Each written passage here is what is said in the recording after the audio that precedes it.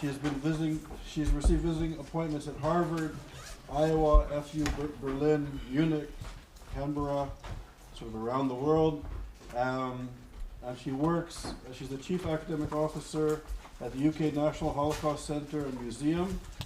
And she's an academic her work is focused on issues of anti-Semitism, National Socialism, the Holocaust and Jewish identities, and migration histories. She's well published. You can read her biography, many books and articles, and really a leading figure on these issues, and also engaged in the fight against contemporary anti-Semitism. So, Maiken, thank you for being here. Thank you. Thank you for having me. It's such a pleasure to be here and incredibly exciting to talk to all of you. So what I'm going to talk about today comes in part from my own historical research. It comes in part from collaborative research that I've done with social scientists, which is more quantitative, which you'll hear about in a minute. And it also comes in part and importantly from my work with and at the UK National Holocaust Museum, where we run a number of public-facing education programs specifically on the issue of anti-Semitism in the here and now. So not just Holocaust education, including one that tries to tackle anti-Semitism on university campuses. So some of that reflects the practical experiences in trying to take this out into the real world, if you like. So, to decontaminate the anti-Semitic imagination, we need to define what it actually is. And it's a very tricky thing, isn't it? Imagination, I chose in the title, is a bit of both. It's an intuition, it's a prejudice at one end, but at the other end of that spectrum, it's also a full-blown ideology, or at least it shares many of the features that we classically associate with an ideology. It's sort of one of the big isms. I've lifted some of them here. It offers a comprehensive explanation for key events in the world. It has core theories as well as more performative expressions, has religious roots, but now mostly exists in secular form, and it has interesting relationships with adjacent ideological positions, and last not least, like most other ideologies, it has this kind of call to action. It's not just a theory about the world, it is also an instruction manual for how to act in the world. So in many ways, then it is an ideology. And yet, when we look at how we measure the nature and the extent of the problem, we find that most people haven't really treated it as an ideology. Most people have looked at this under the rubric of hate crimes. Most existing survey studies, figures, CST, you saw yesterday, I believe, are extremely good at and arduous at charting all manners of anti-Semitic incidents in the UK. But that's people who take the law into their own hands and who act directly on the street. What about the underlying, the ideological belief structure that motivates them and leads to these incidents, which is, of course, a much broader phenomenon. There are a number of issues, I believe, with the way it's been measured up to date. I won't go through all of them, but suffice it to say, I think some of the surveys that do exist have not done something that my quants colleagues would call validation, and whereby you test questions through multiple rounds of surveys to make sure that you're really in the answers measuring what you're trying to measure rather than other ideological predispositions interfering, if you like, with the way a question is answered. There are also things about that they have to work for lots of different demographic subgroups in reliable ways, and so on. So what I'm about to say comes from ongoing work that I'm doing with some colleagues on that. And the headline is really that. So people who commit anti-Semitic hate crimes often say we're acting on behalf of a silent majority, right? We're the ones who are gutsy enough to do something about what everybody's quietly thinking.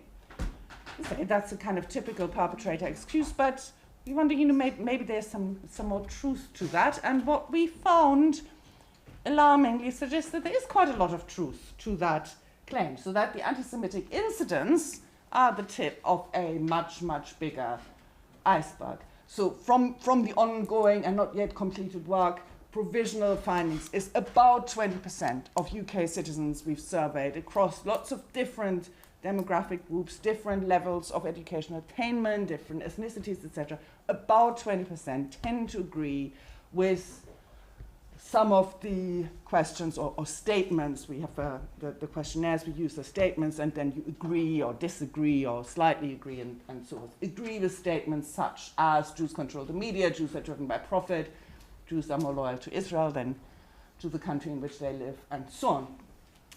An even bigger part of that iceberg, however, are things that are not so obviously recognizable as anti-Semitism, and that is conspiracy theories. And I know you've already talked in this summer school a lot about conspiracy theories. So that's an already completed survey done in collaboration with colleagues at the University of Cambridge.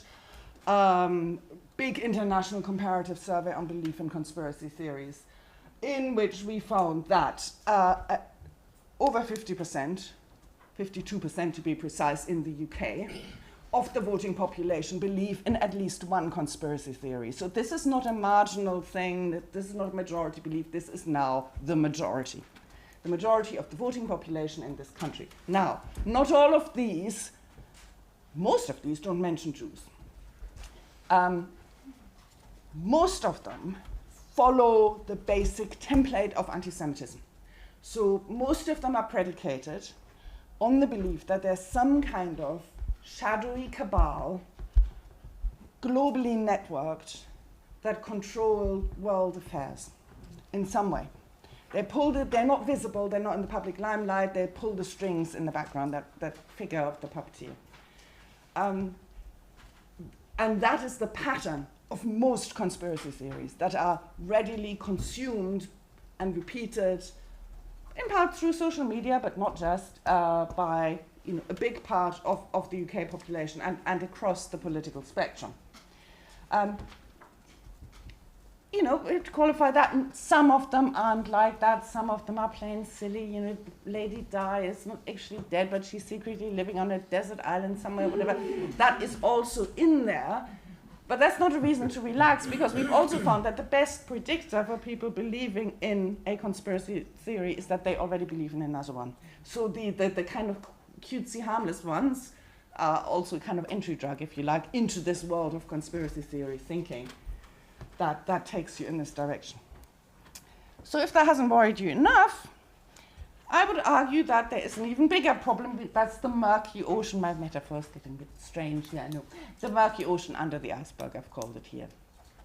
And that relates to the problem that our surveys only measure beliefs that are consciously held by people. They don't measure that which is subconscious and activated only in very specific moments or by specific triggers.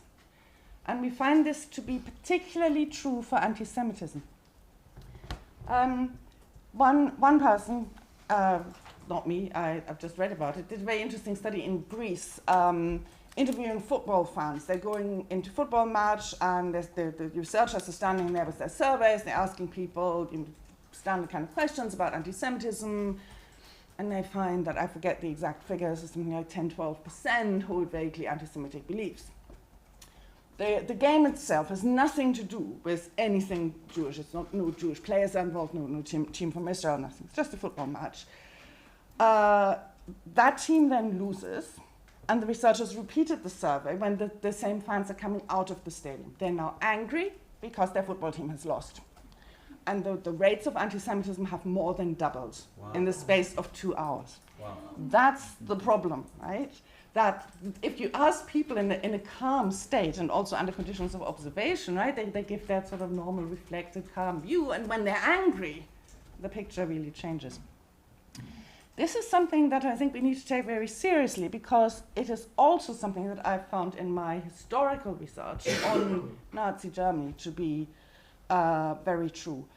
So, for example, if you're looking at letters written by German soldiers during the Second World War, This is incidentally a really unique historical source base, because at a time when not everybody is on social media or keeping a diary, a big swathe of the population are not regularly writing about how they feel or what they think about the world. But they do when they're serving at war, thousands of miles away from home, and they're writing back to their loved ones. So suddenly you have nearly everybody writing these letters, and a lot of them have survived, so we have interesting insights.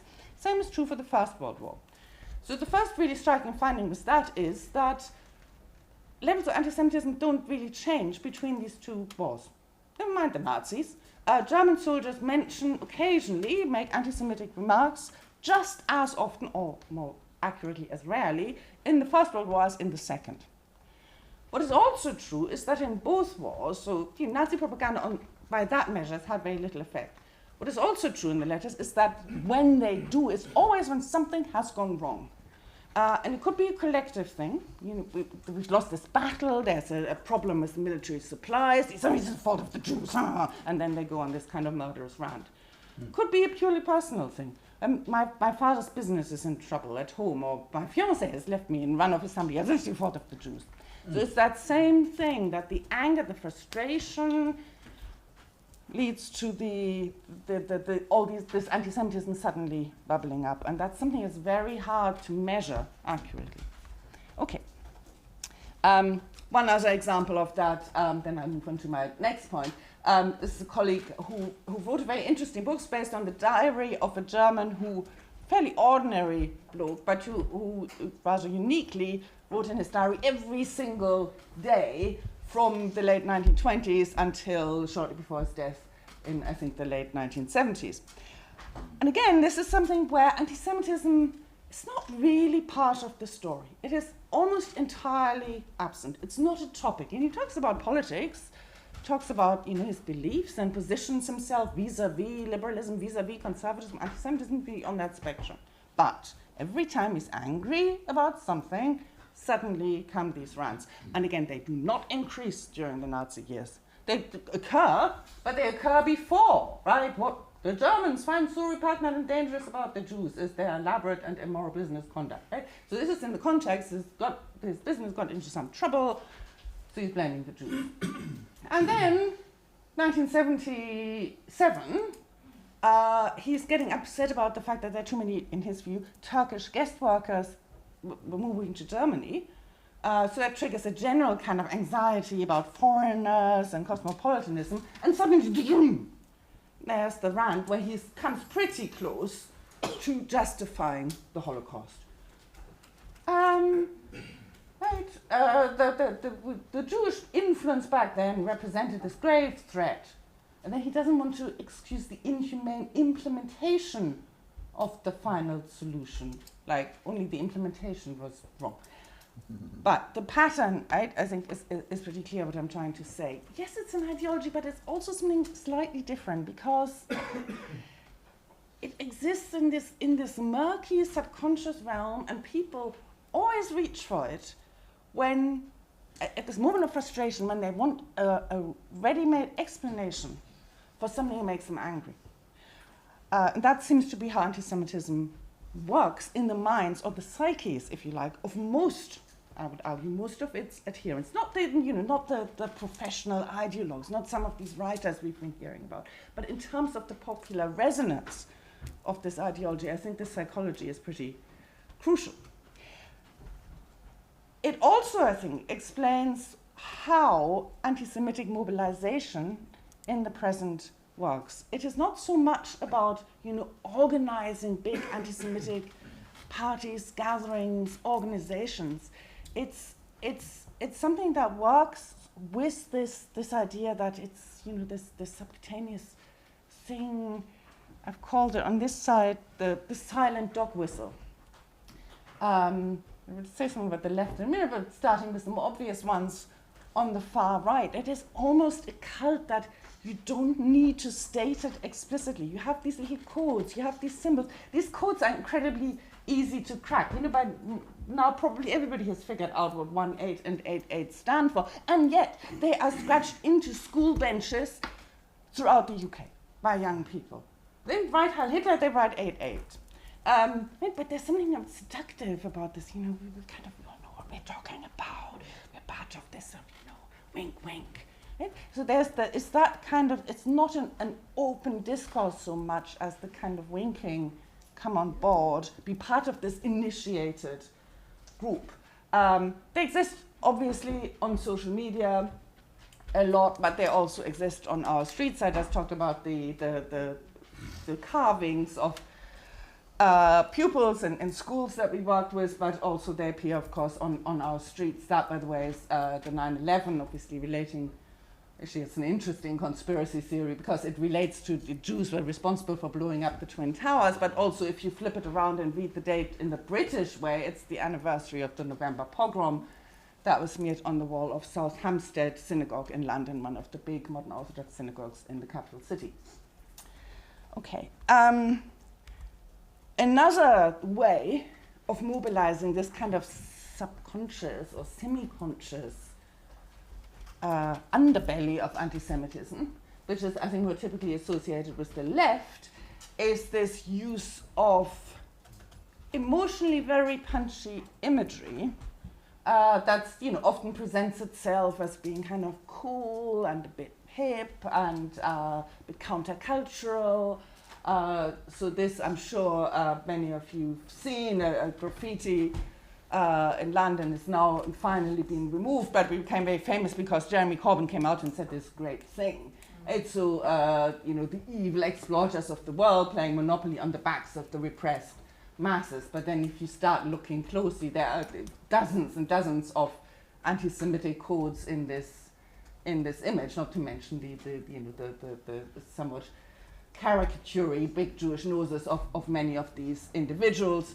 Or this year, I'm sure, again, many of you have seen the George Waters tour, the former Pink Floyd singer, using the pig with the Star of David. The pig, which we'll encounter again in a minute, is, of course, a very traditional anti-Semitic symbol that keeps getting recycled by anti-Semites. So that playing with kind of cultural memories, this sort of vague and diffuse sense of an anti-Semitic iconography, where you don't stand and preach a kind of an anti-Semitic gospel or dogma, but you just sprinkle in these symbols to create a sense of togetherness against the Jews, I think is a very characteristic strategy for anti-Semitism.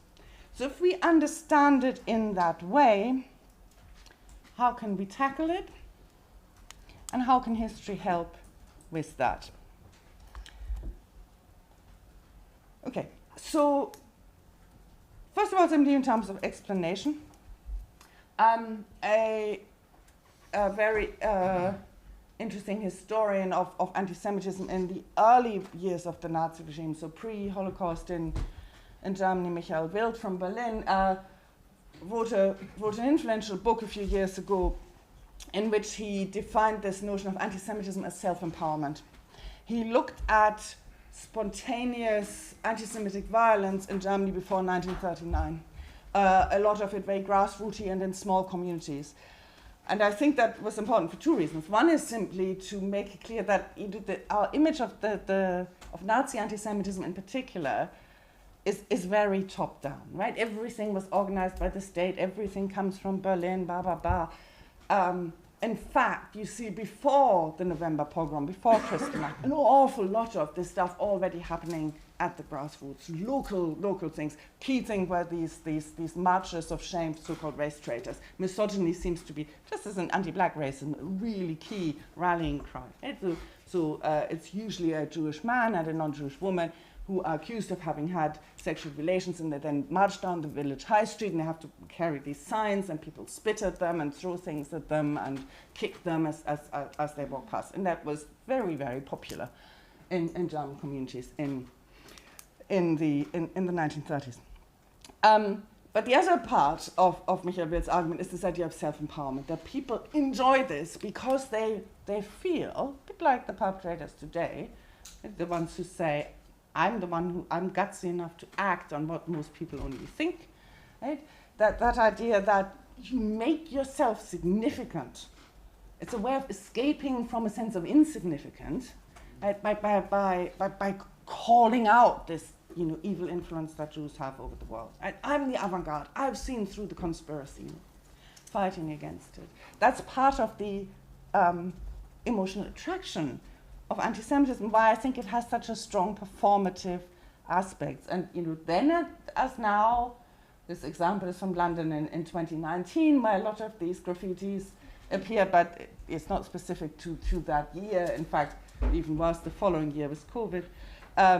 This idea of the public graffitiing of spaces is an integral part of it. Another important historical parallel is that this is definitely not something, just because it's emotional doesn't mean it doesn't appeal to intellectuals, to educated people. The fact that university campuses are hotbeds of anti-Semitism is not a new phenomenon. It's exactly the same. And if you look at Nazi Germany, and I've just given two illustrations here of this.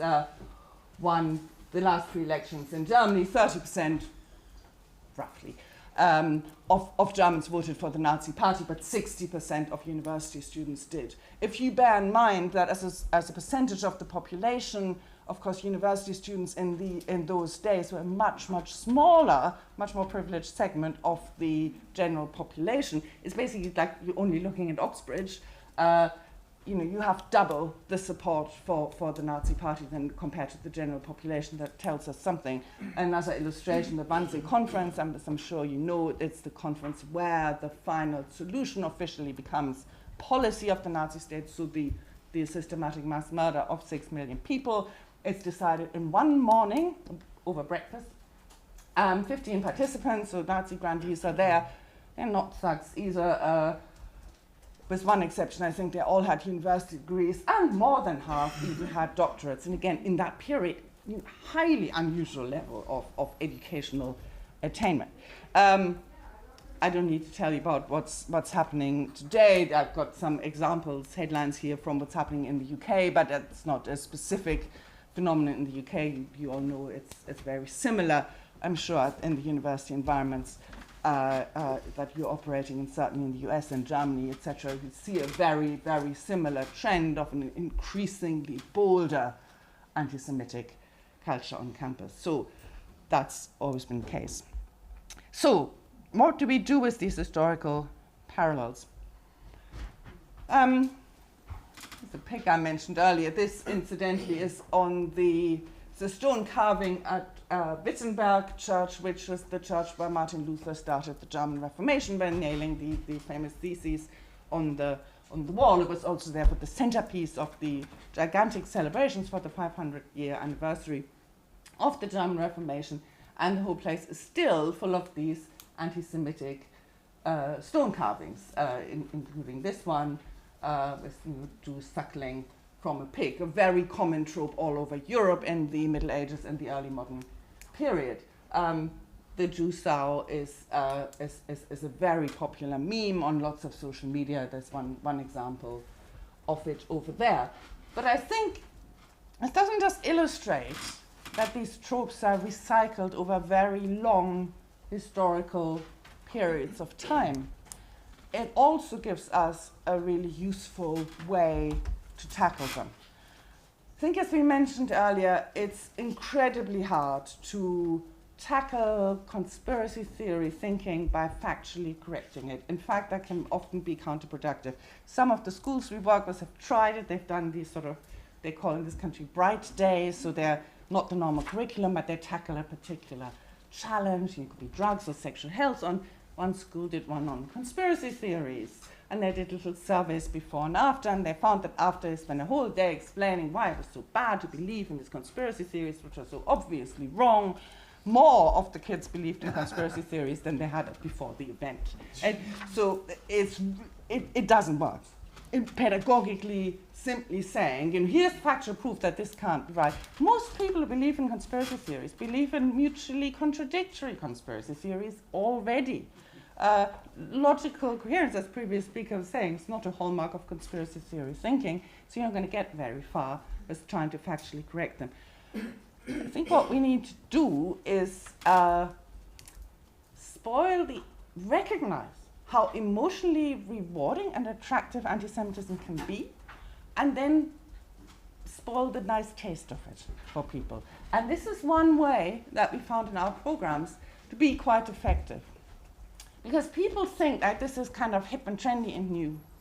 So actually, this is rooted in hundreds, in some instances thousands of years of anti-Semitic propaganda by your modern standards, totally reactionary actors.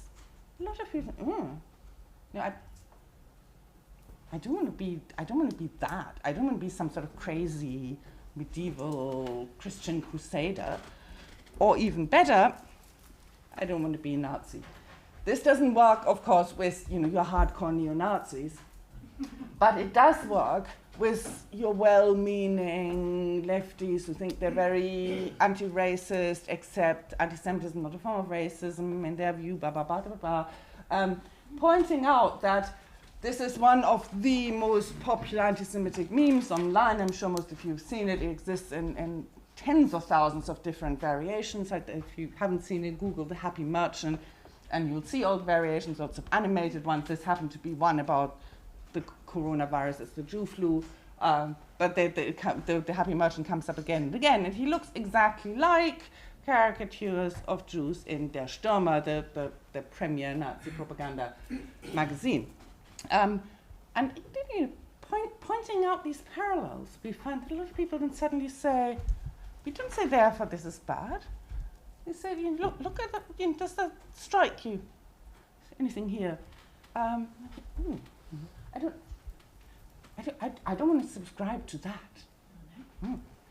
So I think there's a real opportunity here in exposing the genealogy of these tropes to spoil their seemingly appetizing nature. This also applies to Israel, which, as we know, discussions of Israel, we just heard a lot, anti-Zionism is a frequent channel for anti-Semitic sentiments and mobilizations. We've seen that massively in this country with demonstrations on campuses in big cities and so on. Such a classic one, it's the oldest anti-Semitic trope in the playbook, the days that appears here, which has nothing whatsoever to do with the conflict in Palestine, and yet it is mobilized here to symbolize why the Jews are on the wrong side of this conflict. I think it's an excellent example for that strategy of spoiling, if you like, that mobilization strategy by exposing the origins of these ideas. Okay, I have two more general concluding slides, one summary and one further thought that actually also links nicely to our previous discussion. So first, just in summary, anti-Semitism is an ideology, but it is an odd one, in that silence plays a key part in its making, in its operation. It's what some theorists of ideology, including Michael Frieden, who some of you may know, who taught at this university for many decades, wrote lots of books on how to understand ideologies, calls decontestation, i.e. the process whereby ideological claims, suppositions become, their political nature is hidden, they're translated into kind of common sense. And of course that's very easy to do in a culture in which anti-Semitic assumptions are so embedded in canonical high culture. Think about what's in the British school curriculum. The Merchant of Venice, Dickens and Fagin. The list is endless. I actually found that with some of the work we've done with schools to say, make this broader than just Holocaust education, tackle anti-Semitism wherever it occurs in the curriculum. It's terrifying because there's very little in the curriculum where it's not there. And of course that helps that process of, hiding the ideological content of anti-Semitism under a sense of this is just our kind of cultural heritage and all these symbols and these figures and these stories that we all recognize and love. So that's this process of decontestation. The best weapon against that, I think, is to bring to the surface the ideological content that has been masked, if you like, as a set of general cultural assumptions. Secondly, as I said, in the anti-Semitic mobilization, the processes that turn that murky ocean under the iceberg, the unacknowledged anti-Semitism of so many people, that turn that into an actionable hatred, right? The silence is also important. It's not so much, screaming the gospel from the pulpit. It's the dog whistles, it's the secret codes, it's the disguised imagery, right? That gives you the idea I'm joining a privileged cult of the initiated. Here we see the truth, and if I join it, it shows that I'm a superior free thinker. You talk about that rhetoric of critical thinking a lot. So do they, right? They think we're the dupe people, and they've seen the truth. We just believe what's in the mainstream media. They've done their own research, right? Every conspiracy theorist will say that. So that idea of the secret cult is really important to anti-Semitism. Again, bringing it out into the open, showing how these arguments and how these images, how these imaginaries are constructed and transmitted between time periods, between different geographical contexts, is, I think, really key. My final point relates to the discussion that we had just at the end about where's the positive side of the story. In terms of the pedagogy, I think it's really, really important.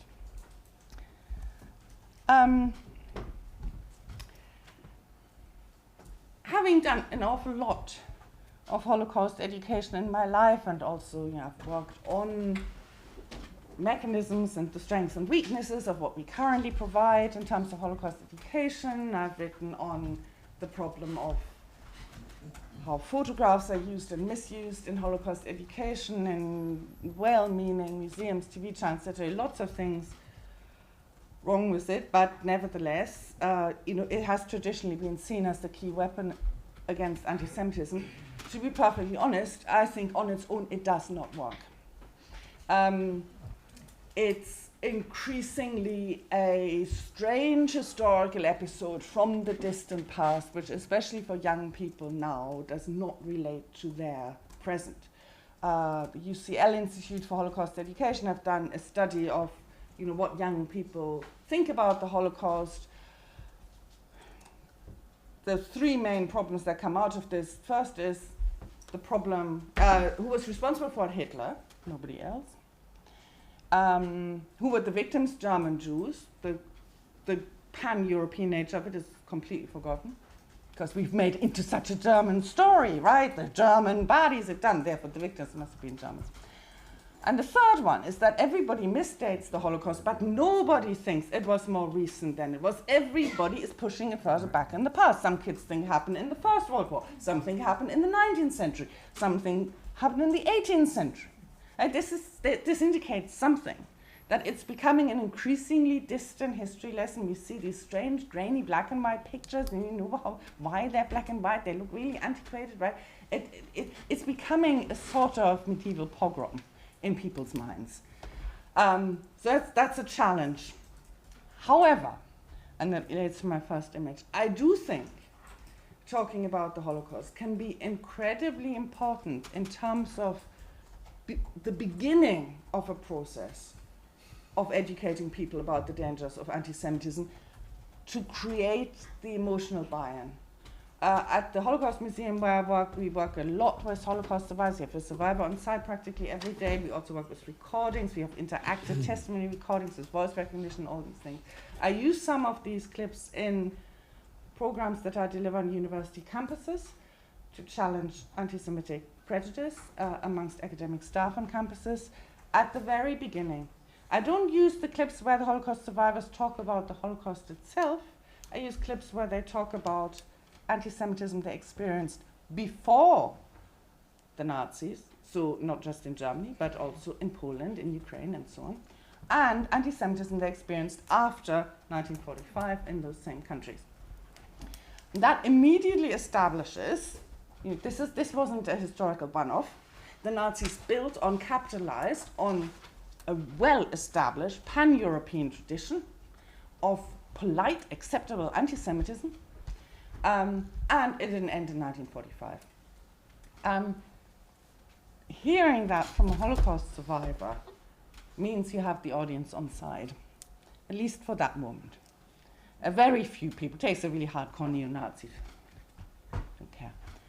And I think that is pedagogically very, very important, because then you've made them curious about what it is about this strange phenomenon of anti-Semitism that has led to this terrible thing of the Holocaust, but was not confined to it, and there's a broader story that they want to try and understand. So that's part of it. The second part, difficulty change their imagination. I think the role of images we ignore at our peril. Images speak to emotions. So I put there at the beginning, anti-Semitism's appeal is emotional, even for intellectuals. The response cannot just be intellectual. You need to get people on side emotionally as well. This particular image comes from a project we did in the UK, where we crowdsourced with lots of different Jewish people, some religious, some secular, some old, some young, women, children, and we asked them to contribute each 2 images of their choosing, which could be their personal photographs, or they could be images from the media, that on the one hand, a positive image about how they would like to be seen by the wider society in which they live, and one image that they feel is an example of negative stereotype. The kind of these juxtapositions is a really interesting source. And one of my favorite positive images is the one that is a personal photo of one of the participants. It's the Shabbat dinner. And I think in a single image, it corrects so many stereotypes. It's warm, it's inviting, it's not hiding secretly in the dark. It's outside and just see the setting sun. They're about to start the blessing of the wine. It's in a garden, such an English space that everybody in England understands that being in a garden has a particular cultural resonance, and as he says, that most people there are Jewish, some people are not Jewish, so it's something that's open, it invites other people in as well. So those kinds of images, I think, are very important as an antidote to all the negative stuff. You kind of give some kind of, create some roots for emotional buy-in and warmth. And finally, I mentioned at the beginning that I work at the National Holocaust Center, which is a really quirky place. Most of you, I'm sure, will not have been, but it's in the middle of nowhere near Nottingham, in the middle of the countryside, because it was set up by a Christian family who wanted to repair the broken Christian-Jewish relationship that they felt was complicit in having enabled the Holocaust. And so they did that as Christians, and they turned their own farm into what became the National Holocaust Center and Museum. And it is surrounded by a memorial rose garden, which is roses that have all been dedicated by our survivors or their relatives to individuals who perished in the Shoah. So each rose is for an individual person. Visitors come, the effect is astounding. Just as my final comment, don't underestimate emotion, right? So Holocaust museums, people thinking, it's steel and glass, and we're going to see, liberation photos of piles of naked dead bodies, and they come and they see these roses, and they start reading the little labels, and some of them have little dedications to the individuals and so on.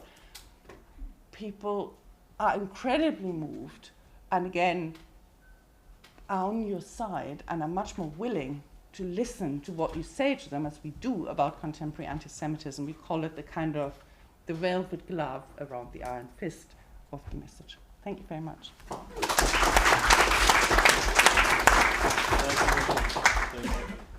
Imani. Hi, I really enjoyed your presentation, and especially after talking with you a bit at lunch. It was really cool to see you working on it. I feel as though you kind of answered a question of mine that I wanted to ask in the last presentation, and I wanted to go a little bit more into that.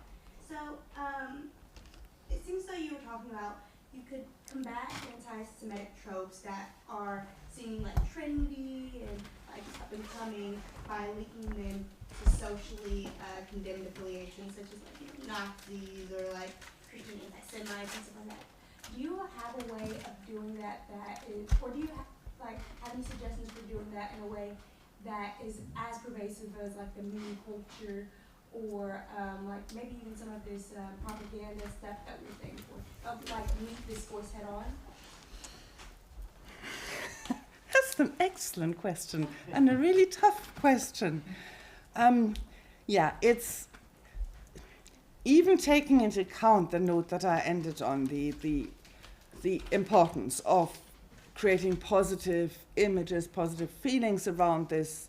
It is incredibly hard to convey the kind of complex messages that we're trying to convey in something like the length of a tweet. Absolutely agree. I do think that the visual vocabulary is very important. The very few social media work without images these days, right? So we think about the short word lengths, but they nearly all have images. So if you want to do it through social media, I think it is incredibly important to really think about the power of the images. Nobody is better at this than the Nazis, right? They were media geniuses for their time. They were by far the most media-savvy regime for that period. They used film in completely new ways. They had mobile cinemas touring the country, so people in countryside who'd never been to a cinema anywhere in Europe, and the Nazis, there was cinema, and they're seeing this, new propaganda spectacle, which again, I use the word propaganda hesitantly because a lot of it is it's packaged as entertainment, it's emotionally seductive, and there's sort of subtle political messages in it. And I could talk lots about these other media. The right always seem to have had an advantage in understanding political emotion better and exploiting it for their ends. And I think the left is often struck in quite abstract terminologies and long explanations, and they've lost everybody a second sentence. So thinking of creating a positive counter images, but also exposing the anti-Semitic images for what they really are, is something that can to some extent be done by using social media channels. We also try and do it in exhibitions and a number of other formats, mobile touring truck exhibitions, etc., to take the stuff physically out there. But yeah, I do recognize that social media is a key player in this, and if we don't have a social media strategy, I think you're right, we're not going to win the fight. So Carolyn, Catherine, Larry, Paul. I'll be brief on my answer. Thank you for fabulous presentation, and I learned a lot, and it's very thought-provoking because you bring up, I think, interesting aspects of understanding anti-Semitism and ways to combat it. So thank you very much. I'm curious, like you mentioned ideological mobilization. I think you mentioned just two, right? The cult of silent dog whistles and the images that activate the imagination, right? I didn't miss it. With the images that activate the imagination, you focus a lot on the people who perform anti-Semitism or do the anti-Semitism. And I wonder if we can use this, or if you have your take on this, in what way anti-Semitism back then or even today, or maybe even especially today, these images activate the imagination of the Jewish people, of the victims. In what way, seeing that Star of David in London in 9/11, in what way actually, what is your take on what it actually does to the Jewish community? Because you focus a lot on the people who are anti-Semites or carry anti-Semitism. Mm-hmm. So what does it actually do you think, bringing up this type of imagination and memory? It's traumatic and scary. I know a lot of Jewish people in this country are really scared. Students on university campuses don't feel safe. We have one of the proportionally largest group of Jewish students at any UK universities at Nottingham for reasons that are not entirely clear to me. It's just sort of come to be that way. I spent a lot of time talking to them in our Jewish Union of Students. I think a lot of them are also very active. though. There's definitely a sense that this needs to be challenged and changed in a very public way, and I think that's an encouraging sign. In terms of combating it, I'm not a Christian person, but I do quite like the history of this particular museum, and I think there's a more general lesson in there. I do think it is essential that we build coalitions and that we don't treat this as a project just of Jewish self-defense. That there's a broad coalition of people making these arguments because that is the right thing to do. It sounds incredibly simple, but it's really important, I think, in this age where everybody is obsessed with identity politics and these micro-identities and get smaller and smaller, and everybody only talks about their own identity. I think the key thing to get across is that there's a ethnically, religiously, etc., diverse coalition of people who want to challenge anti-Semitism and not just say this is only up to Jewish people. I think both in terms of reassuring our Jewish community in this country that they're safe, that they're welcome, that we want to celebrate them, but also in terms of addressing the perpetrators or the complicit bystanders, saying, you can't pick on a tiny minority here and think that it goes unchallenged outside that little group. Thank you very much. So Catherine's like, I'm just going to make one intervention, and then you're after Please, Catherine. Is that okay? Of course. Okay. Of course. Okay. You want to say something to this No, one? no, please go ahead. No. This is going to go on for Go next ahead. time. No, I I'll wasn't. remember what I I have to say. wasn't. I'll remember. Go ahead. I just wanted to say I really, really appreciated this. I really appreciated you bringing in the emotional aspects of this. We're mostly academics and we mostly think in terms of ideas and fighting ideas with ideas, but I totally support this idea that there is an emotional component to it, and the notion that certain emotional states will bring those things out. So George Lowenstein, who's a psychologist at Carnegie Mellon, are you anyway? Right, yeah. So he showed that when people are when he puts his experimental subject, puts them in an agitated state, they have different beliefs than when they're not in an agitated state, and he calls it, he has a great name, it's the intrapersonal empathy gap, and they don't know when they're in an agitated state, they don't know that they believe the other thing outside. In other words, when they're in these different states, they don't know and remember that they said that in the other one. They actually don't relate to it. So I think it's a fascinating thing that different emotional states, I think, and it does argue that if you're trying to argue with people logically when they're in a calm emotional state and don't have these things, you're never going to get to the material. Because it's not, they say it's not there, and so you can't address it until you emotionally elicit it. Yeah. So that was fantastic. Thank you. Catherine. Did you want to do your After you. I'm sorry, these are terribly prosaic questions, but thank you so much. That presentation was super helpful. Yes. I'm just interested to know, you Use said you emotion. carry out training in Use emotion. universities. Is it EDI teams inviting you? Is it departments? Like, who is it that is setting this up?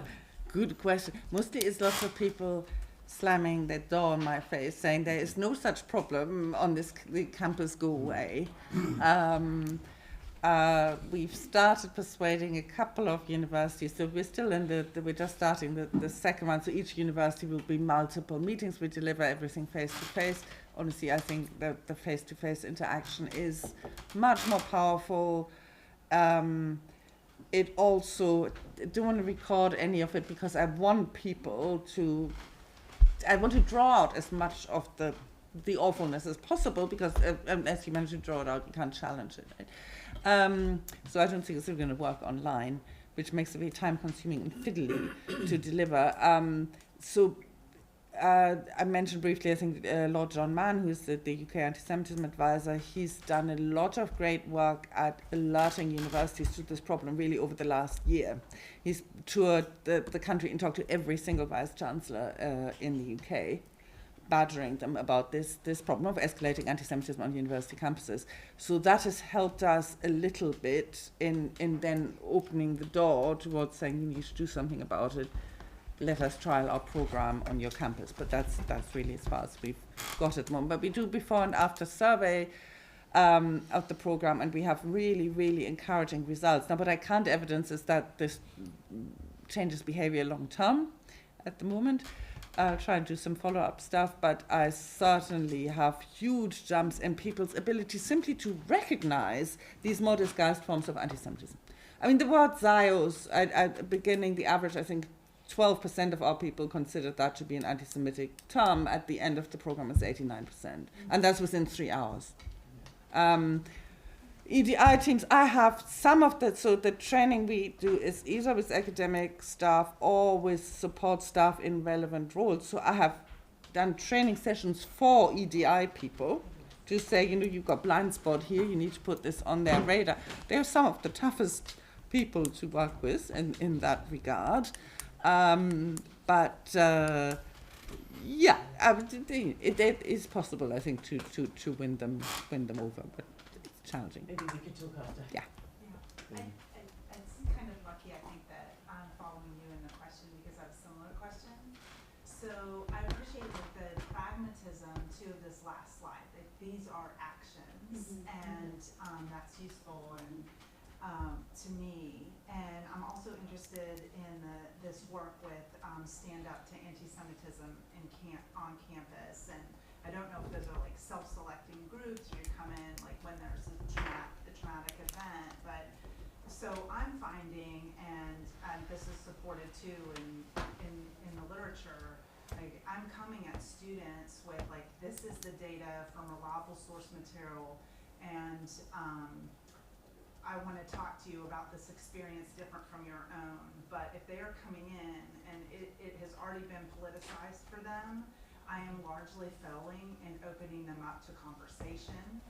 And it doesn't matter what I'm bringing to the table. It doesn't matter if I'm like, here is the overwhelming evidence accepted by like this academy. It just doesn't matter. So I'm trying to think about, and I'm thinking about too, and to prepare for Friday and going forward with my syllabi, like what are some things that we could talk about that are practical, that will allow us to engage in substantive discourse in those classroom environments or otherwise. I mean, I'd like to talk about this in my community too, with community organizations, and I think that is a question that is lingering for me after every talk within each talk, and so I'd like to hear what you have to say. Okay, thank you. First of all, the type, this is a completely different and utterly amazing setting, but for these much shorter interventions that my colleagues and I do, it's very important that it's not a self-selecting audience. So that's why we need the university level support, so we can say whatever the groups are, doesn't really matter, but it can't be just who's coming along as there's an advertised talk, right? Then you're just singing to the choir. So the key thing is everybody from the Department of Physics, or all the EDI coordinator from the Faculty of Social Sciences, or even all the people in charge of student welfare. So we try and do it like that to avoid that problem, that only people who don't need to hear it are the ones who are actually hearing it. The other point of your sort of question about pedagogy, I think, well, do I have an answer? No, but two suggestions. One is, I think, in terms of the history, I would always walk backwards in time. So you start with the present and you then trace the historical roots. That draws people in and lets them see that this history is incredibly relevant and important. Starting in the Middle Ages is completely counterproductive. It's an amazing story. Right here, we have a British audience where people are sitting there, we were the people in Europe who fought against the Nazis. We were not complicit, we were on the right side. Oh, well done, us. And then we saved them on the Kindertransport. Oh, never mind, we sent all the kids all the parents into the gas chambers, but we saved a few children. How lovely of us. That's the slightly caricaturing it, but that is the slightly smug narrative in this country. you can go to them and say, you know, England has invented so many key aspects of anti-Semitism. It's the first European country to expel its entire Jewish population. It's the first European country where the state, or then the crown, officially recognizes the blood libel as true, etc., etc., etc. I find it much more effective if you start with, you start with the Israel as the baby-killing state and start tracing the iconography of the blood libel, and then you end up in medieval England, right? And people suddenly see these origins. The problem is if you tell the history sort of from the beginning to the present, the old stuff doesn't seem relevant. And so you need to I think, flip the chronological order of the syllabus. That's the single most important message I would give. The other thing is, you said you give them all these sources. Kind of overwhelm them with factual evidence. People don't like to be overwhelmed with factual evidence, right? The key thing is to let them draw their own conclusions. So what I was saying about some of these images, so do you think these maybe look a little bit alike? You sort of nudge them in the right direction. But what people really remember, students in a classroom will really remember, is the conclusions they've reached in their own head, not what you've said, right? So you need to somehow set it up so they have this kind of eureka moment, right? Oh, now I see it. Wow, that's going to be much more effective. So in small doses, allowing them to discover these connections, I think that's what I'd say. Yeah, thank you so much. You really helped me. You gave me hope today. Thank you. And so the question is, in our telling the story, factually, intellectually, from an emotional and intellectual perspective, we motivate, we change their imagination, and we invite them in. There's always invariably someone that doesn't catch it. Mm-hmm. And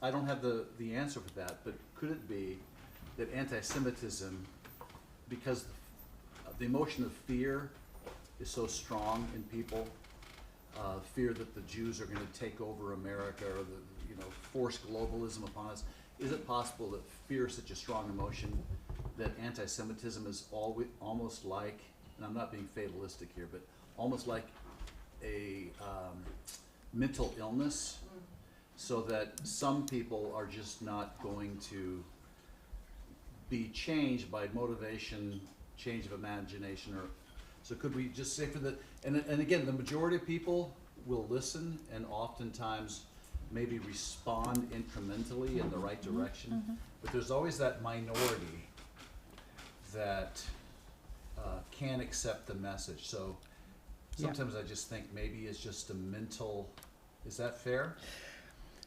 I think the underlying psychological impulse, there is fear, there is scapegoating, that you might be right on that. I think the specific response of anti-Semitism is culturally conditioned. That's not a biological thing. Why on earth are the Jews responsible for all these things? It's complete nonsense, right? Why would anybody think that? Including in this country, actually the same is true in Germany now that I think of it, anti-Semites are very often people who have no contact with anybody who's Jewish or any Jewish organization. It's just a pure figment of their imagination and zilch personal experience that would in any way underpin this. So it is something that comes from culture and under culture hides ideology. So I think it's not that we can free people from fear, or maybe even that there's a sort of intuitive desire to scapegoat. But I do think we can challenge the assumption that the obvious scapegoat are the Jews. But where does that come from? It comes from the fact that it's so embedded in something that has become popular culture, but actually comes from high culture, right? Shakespeare is on such a pedestal. The Merchant of Venice, it plays such a big role in the imagination, right? And it's the figure of Shylock. It's not that everybody knows the entire play, But everybody knows Shylock. And every 5 years somebody produces a new musical about Fagin. Right? It's like, ooh, steals little children, as well as having a hooked nose. It get another sort of blood libel type story. There's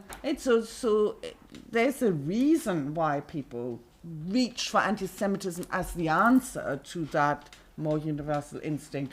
I'm fearful of the world. I want to defend my traditional ways and my little micro community against everything that's other. That we can't change. But I think anti-Semitism can. So I was thinking about many things. I appreciate your comments, but I also want to respond. I don't think it's a mental illness, like only if it was. And I was thinking what Martin Luther King was saying at one point, that he wanted to create the Association for the Maladjusted, because to be normal in Jim Crow America was to be racist. That was normal. It wasn't an illness. If you went to school, if you went to church, if you went to public spaces, you were taught this is normal. And I think anti-Semitism, Robert Wistrich called it the longest hatred for good reason. If you go to church, if you go to science classes, if you go to school, if you go to popular events, anti-Semitism is a fundamental, it's foundational element of Western civilization, of our religion, of our culture, of our science, of our philosophy, of our theology. Jews killed Christ. Jews were part of the Romans. I heard that yesterday from, I heard that, that it wasn't really the Jews who killed Christ who was Jewish. It was the Romans, but the Jews were with the Romans. I said, well, the Jews liberated Jerusalem from the Roman exile. We are in the Roman exile, according to a Jewish perspective. So I don't think it's a mental illness, but it's very normal. And I think what Jews know, it is normal. And what Zionism, as maligned as Zionism is, and as it's being attacked, the Jewish people it is being attacked, Zionism was not only the liberation of the Jewish people in our homeland, it was that we were going to defend ourselves. So yes, coalitions are important. And in England or Britain, in Europe, where Jews are such a tiny minority, it's great to have coalitions. But we know that we have to defend ourselves. So we have to be aware of who we are and how to defend ourselves. And I think Israel has been and is the answer to that, and Zionism is the answer. And I think what Giulietto was saying this morning is that Jews are not victims, and that through Israel, through our connection to Israel, through our connection to our history and our culture, we know who we are. And in fact, I know anti-Semitism is a very serious issue and we're dealing with it, but at the same time we have to know that Jews are the healthiest, the wealthiest, the best educated that we've probably ever been in 2,000 years at this moment. And that's also very important to realize. And I'll just say a very quick story. I did a paper, I mentioned in my opening remarks, on the connection between anti-Semitism and Israel bashing. I did this with Ed Kaplan. We interviewed 10,000 people in 10 European countries, and we showed the correlation between classical anti-Semitism and attacking Israel. And I was at Yale at the time, so when you publish at Yale, it was covered in Le Monde and New York Times. It was a big story that we scientifically proved the correlation between classical anti-Semitism and bashing Israel. In fact, the correlation was very high, so Europeans who were anti-Israel were 13 times more likely than the national average to also be classically anti-Semitic. So it was an important study that was covered all over the world. And I used to go from New Haven to Montreal, where my parents were, for Shabbat as often as I could. And my mother, very intelligent woman, she got married at 17 years old, as was the norm when she was young. She had her first child at 19 years old, so she didn't finish high school. But even though she didn't get a formal education, she's very wise and smart. So we're sitting around the Shabbat table, and 20-odd people are at the table. And towards the end of dinner, my mother told everybody to be quiet. And she said, Charles, we're so proud of you. You did this article, and it was in all the newspapers. And I tried to read the article, but I don't quite understand. Can you explain it to me? So I explained. We interviewed thousands of people. I told her the whole methodology. Then she said, what was the budget for the study? So I told her the budget. And she said, how long did you work on this study for? So I said, it was about 2 years to finish the study. So she turns to her guests and the family and she says, my son, the professor. It took him 2 years and all of this money to prove what everybody here already knows. So we know, our community knows. And, we have to bear that in mind too. So, I don't know, on that note, Naomi. First of all, I just wanted, this was fabulous. I do a lot of work with like 12 to 18 and also then college students in New Orleans around Holocaust education. And so like this was just wonderful. So I have like two kind of practical questions and then an ideological question, I don't know. So when you don't have your beautiful garden, first question is like, what do? You're doing a training like with these DEI individuals to invite them in.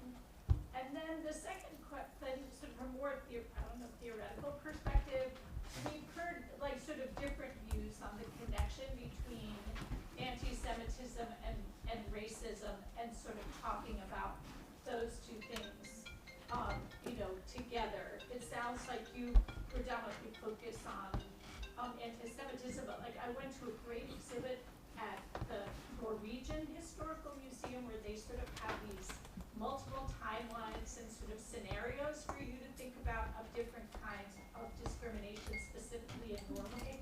But I also think there's like flaws to that, so I just want to know kind of your opinion. Thank you. Okay.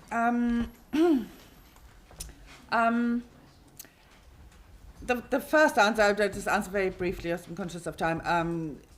I think one of the reasons I find it attractive to work with and for the museum is that in a sense I try and take some of that ethos to wherever I go. So I tell them about the place, I show them pictures about the place, and as I said, sometimes the next one I'm doing with one of our Holocaust survivors. She'll actually be in the room with me. That's an experiment. We haven't done that before. Up to this point, I have used these recorded clips, but again, that it's also part of creating that kind of sense of we're opening up something special. Where you'd be part of this conversation. We're not here to shout at you, but we're inviting you to experience something that's deeply meaningful and moving and so on. So that's some of the psychological dynamic.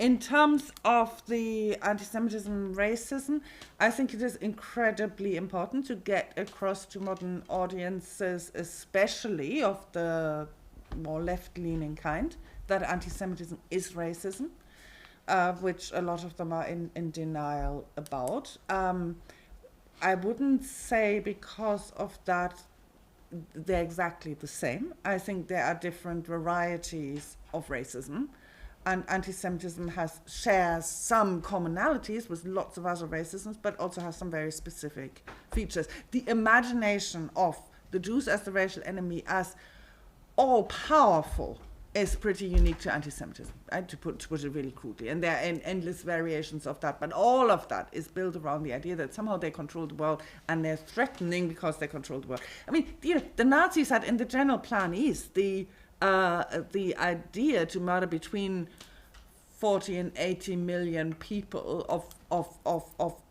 other racial groups, right? And the Jews were the first and the most urgent enemy, because the Jews were the only ones amongst them who were perceived as being actively dangerous.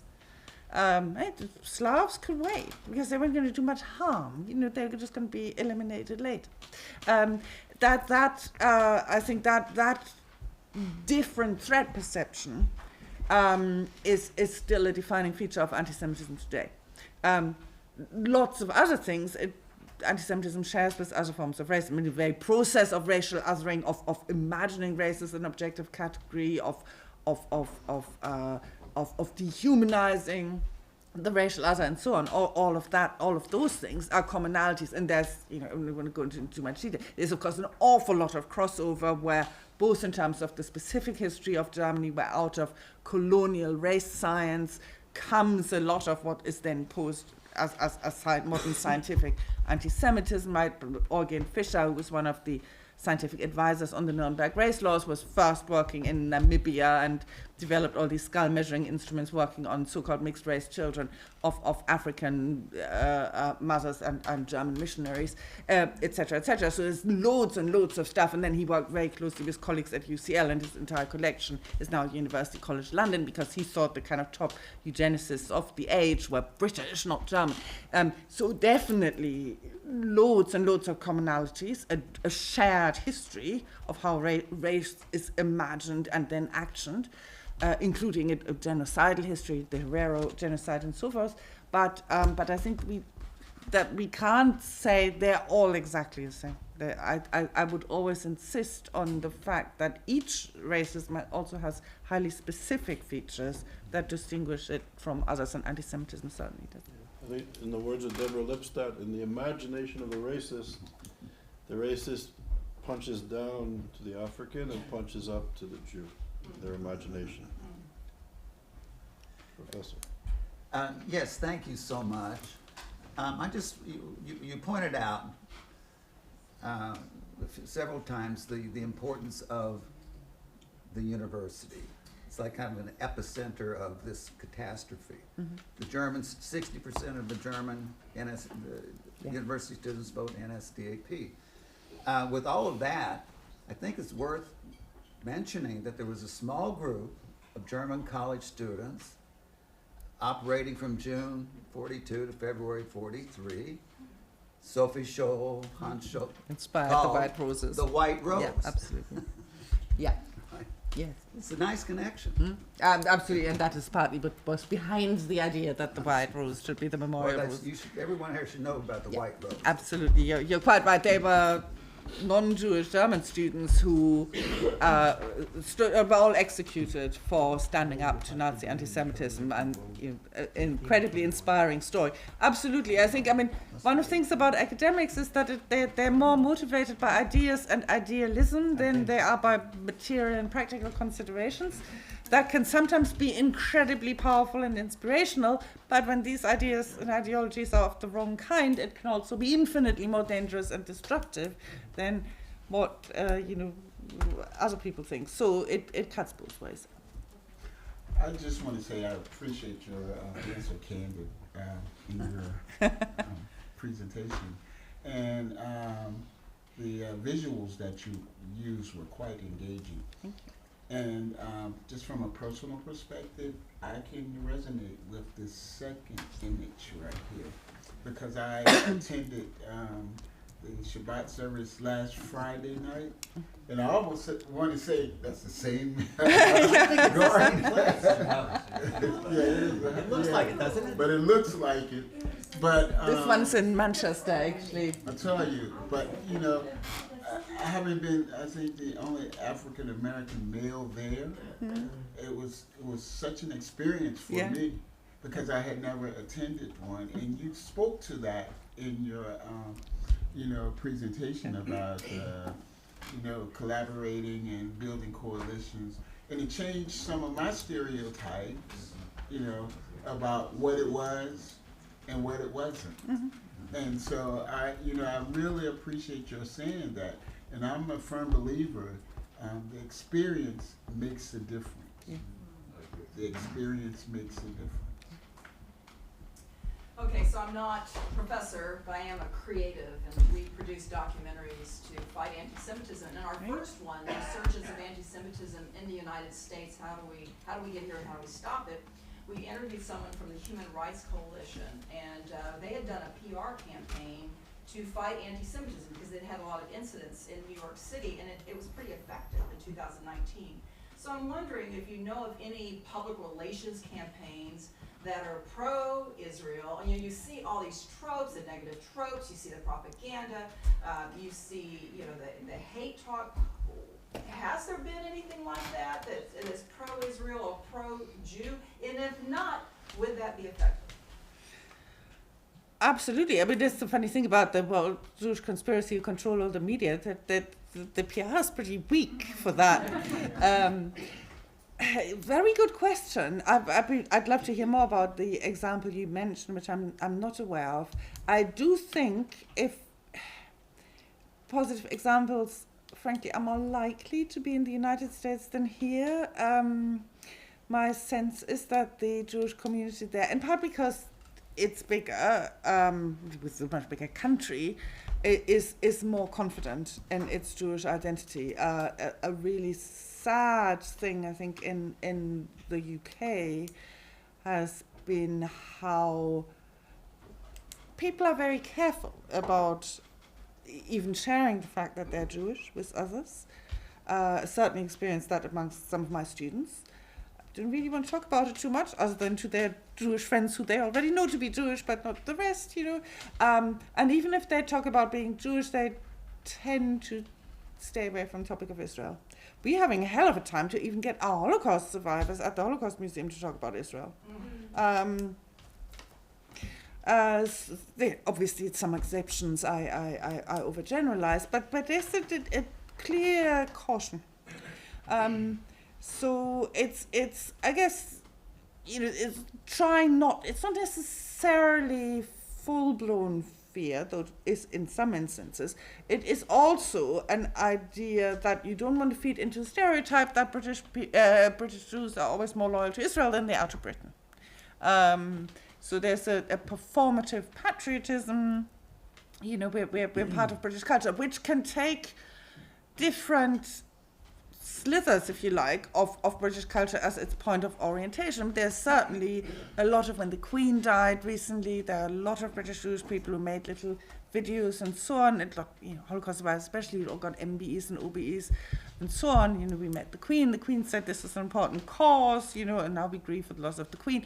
There's an awful lot of that, but there's also, of course, in this country, we mentioned this class element earlier, a very strong Jewish involvement in British working class traditions, a big Jewish presence in Cable Street, you know, fighting Mosley, which campaigners like Tracy Ann Oberman talk about. Actually, that would be probably the best example I can think of in this country. She is an actress who was in EastEnders, a very popular British soap opera, so everybody knows her, but she's very feisty about her Jewishness, and she is putting on, I haven't seen it yet, a new version of Shylock in which she acts Shylock, who's now become a woman, and the whole thing has been historically transported into 1930s London, and the key scenes are set during the Cable Street protest. So that might be one such thing. It's about kind of celebrating